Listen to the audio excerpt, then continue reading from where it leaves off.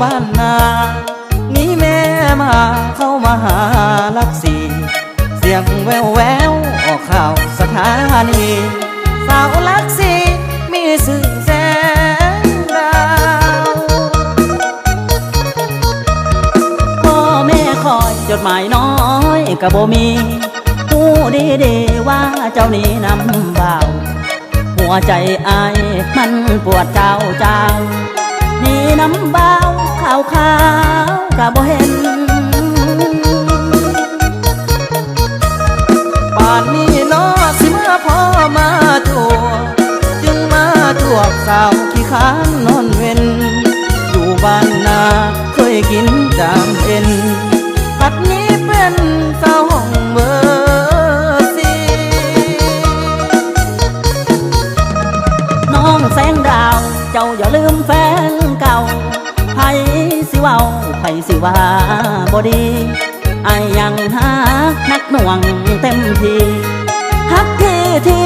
คือสิขาดใจตาย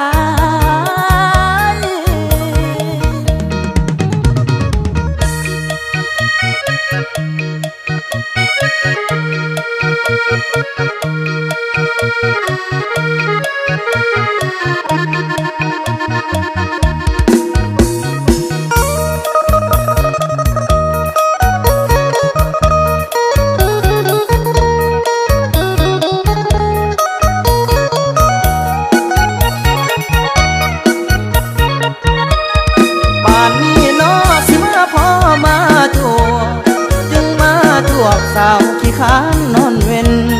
อยู่บ้านนาเคยกินจามเอ็นปัดนี้เป็นสาวห้องเบอร์สีน้องแสงดาวเจ้าอย่าลืมแฟนเก่าไผสิเว้าไผสิว่าบ่ดีไอ้ยังหานักหน่วงเต็มทีฮักทีคือสิขาดใจตาย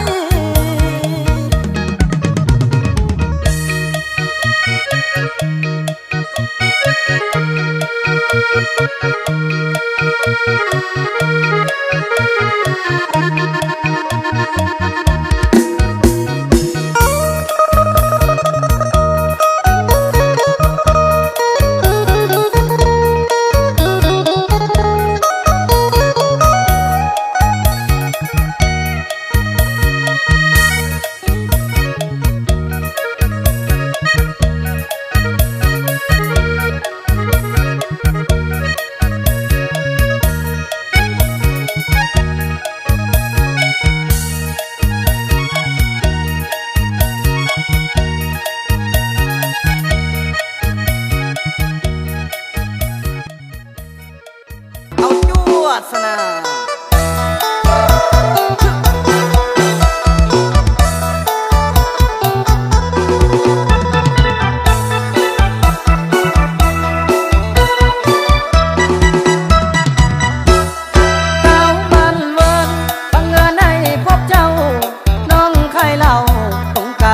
เที่ยงดี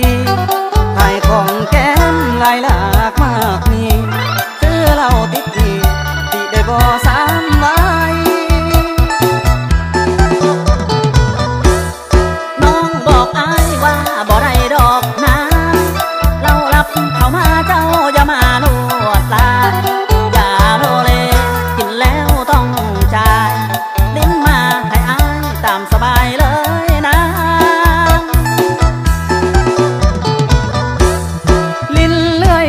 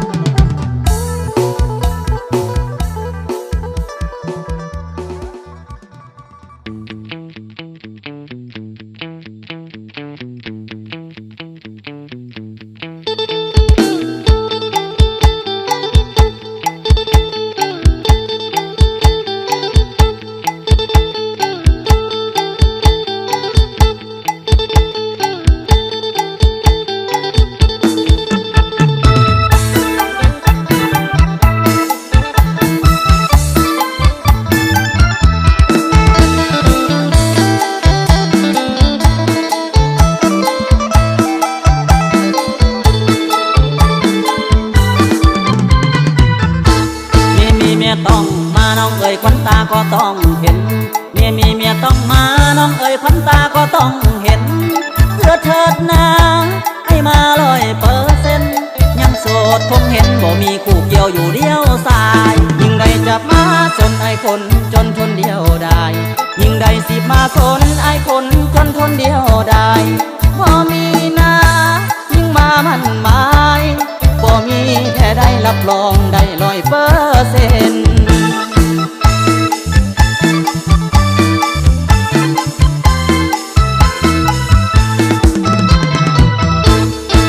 ได้แต่โอ้ยน้องเอ๋ยนางเอ๋ยอยากมีคู่ยามนอนได้แต่โอ้ยน้องเอ๋ยนางเอ๋ยอยากมีคู่ยังสดใสข้างในจงเอ็นดูขาดคนอุ้มสู้มาเป็นคู่ดวงใจยังโสดสดอีลีน้องเอ๋ยคนดีบ่เว้าลายยังโสดสดอีลีน้องเอ๋ยคนดีบ่เว้าลายคู่บ่นอไอ้ขอเป็นคู่หมายทักจริงจากใจบ่แน่ในหลอกลวงนา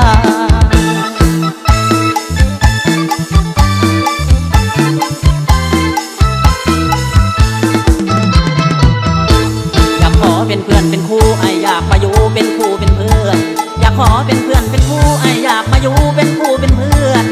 นอนห่วมเตียงห่วมเฮียงห่วมเพื่อนดังดาวคู่เดือนขอห่วมเพื่อนเป็นคู่นาแม่น้องบ่ตีจะเข้าพิธีเป็นคู่สร้างหากแม่น้องบ่ตีจะเข้าพิธีเป็นคู่สร้างตีบ่ฟ้าหากจริงมอบเพียงนางโอ้แม่เอวบางไอ้หวังสร้าง100%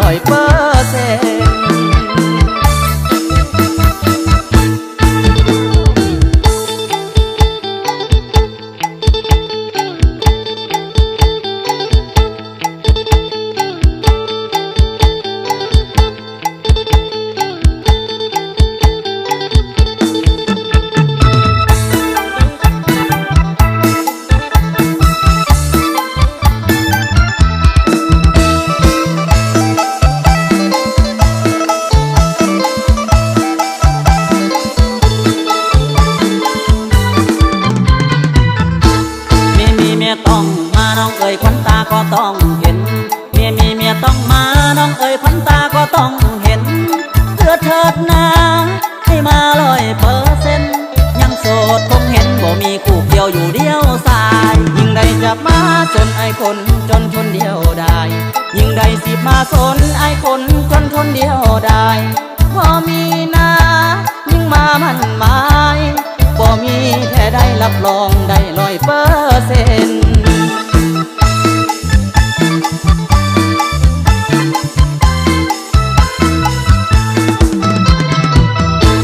อยากขอเป็นเพื่อนเป็นคู่ไออยากมาอยู่เป็นคู่เป็นเพื่อนอยากขอเป็นเพื่อนเป็นคู่ไออยากมาอยู่เป็นคู่เป็นเพื่อนนอนห่วมเตียงห่วมเฮียงห่วมเพื่อนดังดาวคู่เดือนขอห่วมเพื่อนเป็นคู่นาแม่น้องบ่ตีจะเข้าพิธีเป็นคู่สร้างหากแม่น้องบ่ตีจะเข้าพิธีเป็นคู่สร้างตีบ่ฟ้าหากจริงมอบเพียงนางโอ้แม่เอวบางไอ้หวังสร้าง100%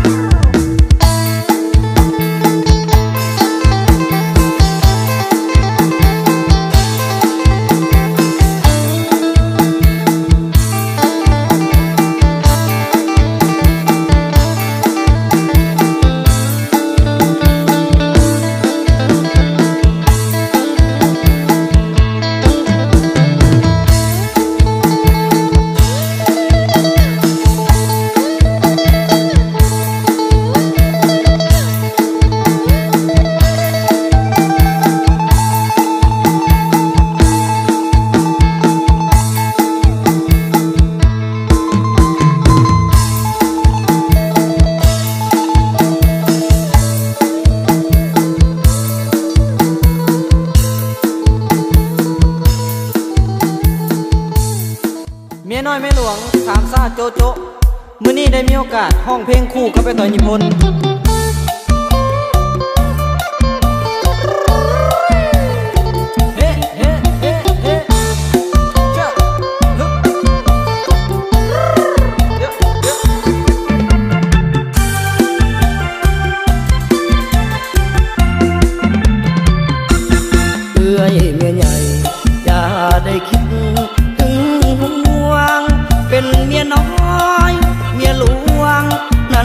ก็บอกสำคัญเป็นน้อยเป็นใหญ่ก็เป็นเมียเหมือนกันอยู่ไผอยู่มันอยู่ใกล้กันสบายใจส่วนแม่น้อยอย่าใจลอยคอยหาอายจะแบ่งเวลามาหาน้องให้ได้ถ้ามีเวียกงานพี่พรวนให้โทรไปบางครั้งอายเวียกหลายขออภัยบ่ได้มาหาเมียใหญ่ต้องใจใหญ่คือผัวอย่าได้เห็นแก่ตัวตามผัวตลอดเวลาแต่ตัวละกิจต้องไกลสิเส้นสัญญาจัดส่งสินค้าตามเวลาให้ท่วงทันสองเอ้ยน้องให้ถูกต้องป้องน้องเป็นเมียหลวงเมียรองเหมือนแผ่นทองเดียวกันสายแน่นเนื้อคู่อยู่ที่ฟ้าบันดาลคำสั่งสวรรค์ให้สองเฮานั้นเป็นคู่ผัวเมีย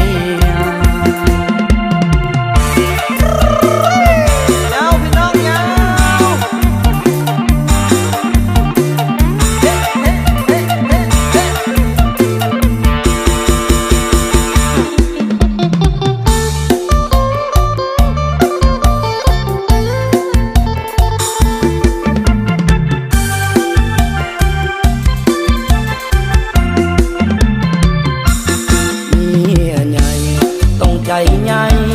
คือผัวอย่าได้เห็นแก่ตัว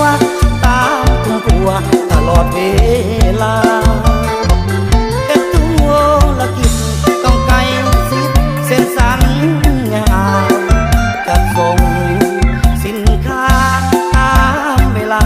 ให้ท่วงทันสองเอ้ยน้องให้ถูกต้องป้องน้องเป็นเมียหลวงเมียรองเหมือนแผ่นทองเดียวกันสายแน่นเนื้อคู่อยู่ที่ฟ้าบันดาลคำสั่งสวรรค์ให้สองเฮานั้นเป็นคู่ผัวเมีย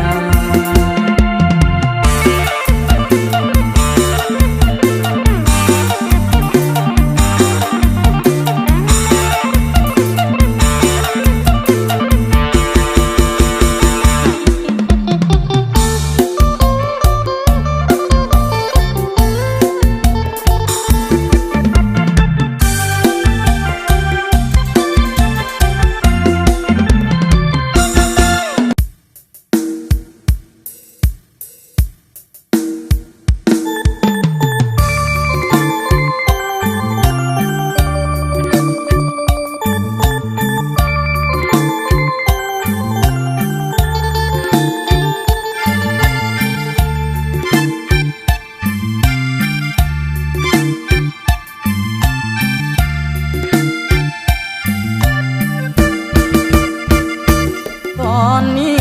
ไอ้มีโรคหายมาเข้าหัวอกของเฮากำลังปวดร้าวส่วงใน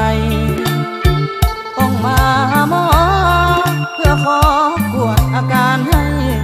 ที่หนาวหัวใจเพราะมีโรคให้ไอ้จึงมาหาโอ้หมอสาวไอ้มาขอเขาเป็นคนไข้เจ็บปวดข้างในอยากให้หมอสาวรักษาคนไข้จะตายอย่าได้เหมือนเสยเถิดนาแพทย์เอ่ยขอให้ใส่ยายงกาโลนาคนไข้เถิดน้องถามว่าเป็นยังแพ้อายบอกอยากจะเห็นใบหน้ามันเจ็บข้า างในยังเป็นไข้หนาวลาบ่อยากให้ตายให้พักษาให้ทนหานอนรอที่เตียงเบอร์ห้าแต่สาวเจ้ามาโลกหายจะดี เห็นน้องให้ต้องให้ความเจ็บปวดถ้าบีบถ้านัวก็ต้องใส่เข็มฉีดยาโลกนี้คงหายถ้าได้นางหมอน้องมาอาการของไอ้ดังว่าแพทย์สาวเจ้ามาโลกจะหายดี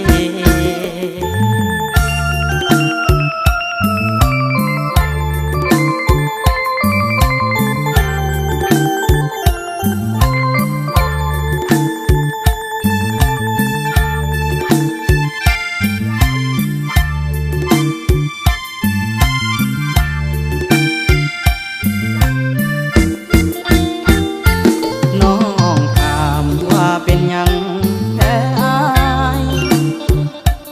อายบอกอยากจะเห็นใบหน้ามันเจ็บข้างในยังเป็นไข้หนาวลา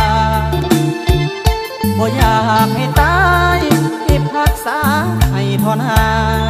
นอนรอที่เตียงเบอร์ห้าแต่สาวเจ้ามาโลกหายจะดี เห็นน้องให้ต้องให้ความเจ็บปวดถ้าบีบถ้านัวก็ต้องใส่เข็มฉีดยาโลกนี้คงหายถ้าได้นางหมอน้องมาอาการของไอ้ดังว่าแพทย์สาวเจ้ามา